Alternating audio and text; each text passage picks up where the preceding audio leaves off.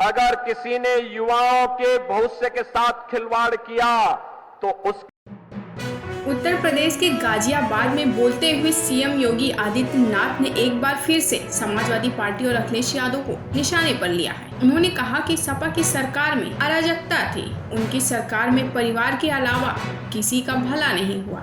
Samajwadi party तो ये mafia और अपराधियों के सामने, दुर्दांत माफिया और अपराधियों के सामने नाक रगड़ते थे और अपने संस्कार के अनुरूप धर्माचार्यों को ये माफिया बोलते हैं।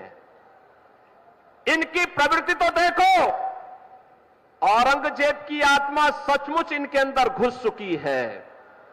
औरंगजेब की आत्मा इस कदर घुस चुकी है कि भारत की धर्म और संस्कृति के प्रतीक धर्माचार्यों को ये माफिया कहते हैं, और जो संगठित अपराध में लिप्त थे, भूमाफिया, वन माफिया, पशु माफिया या संगठित अपराध में संलिप्त माफिया को के सामने ये लोग घुटना टेक करके नाक रगड़ने का काम करते थे, युवाओं का शोषण करते थे, किसानों को आत्महत्या करने के लिए मजबूर करते थे, व्यापारियों को प्लान करने के लिए मजबूर करते थे, और इन्हीं के कारण कैराना जैसी घटनाएं घटित हुई।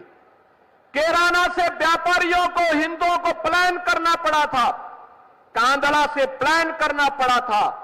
सीएम योगी यही नहीं रुके। उन्होंने कहा कि पिछले कुछ दिनों से बेटियों की सुरक्षा के साथ खिलवाड़ करने वाले जितने भी दरिंदे पकड़े जा रहे हैं, उन सबके संबंध समाजवादी पार्टी से हैं। बेटी की सुरक्षा खतरे में पड़ गई थी, लेकिन आज मैं कह सकता हूं कि हमारे उत्तर प्रदेश में, नए भारत के नए उत्तर प्रदेश में आज बेटी भी सुरक्षित है और साथ साथ व्यापारी का भी सम्मान है।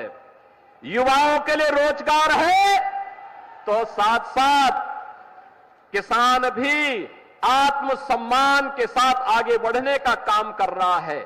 और हमने तो पहले कहा है, अगर किसी ने युवाओं के भविष्य के साथ खिलवाड़ किया तो उसके भविष्य के साथ सरकार भी खिलवाड़ करने का काम करेगी। अगर किसी ने युवाओं के